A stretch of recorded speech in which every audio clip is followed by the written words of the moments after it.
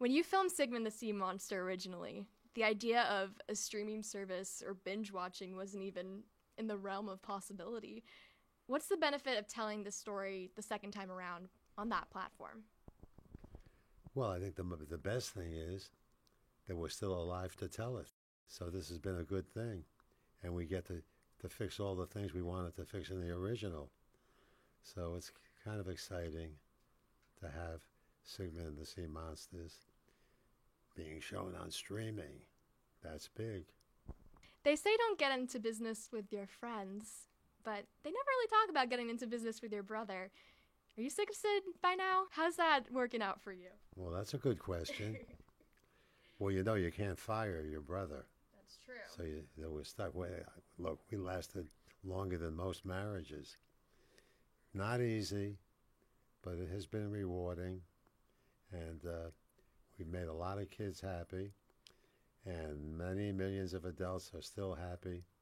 And they still know our theme songs. You've shaped generations, and now the people that were watching your shows in the 70s and 80s are showing their children the new shows. How cool is that? Well, that's if you live long enough, this is what happens. We're lucky. Did Amazon approach you with the idea of doing Sigmund, or was this something that you guys brought to them?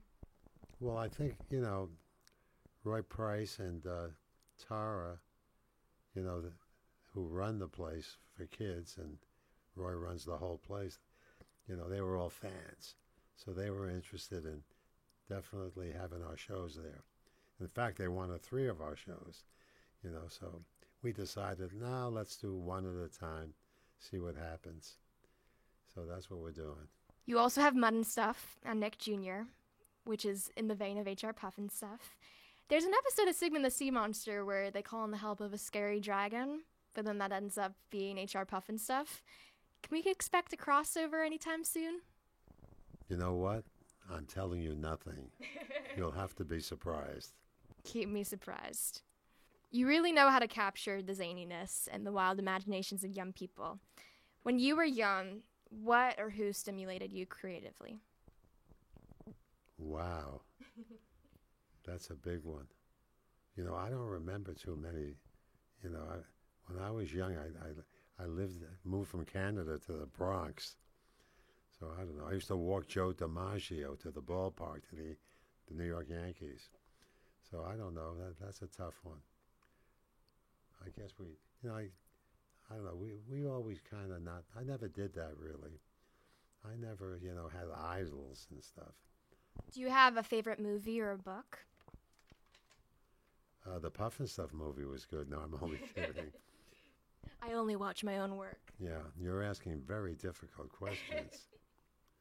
You are funny. Thank you. So anyway, no, I'm not going to.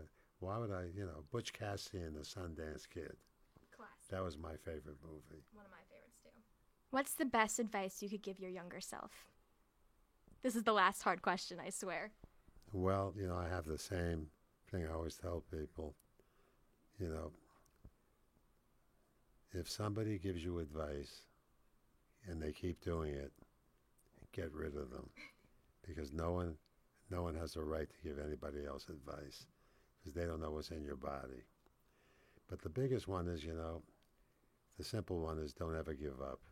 If you have a dream and somebody tells you to stop doing it, get rid of them too.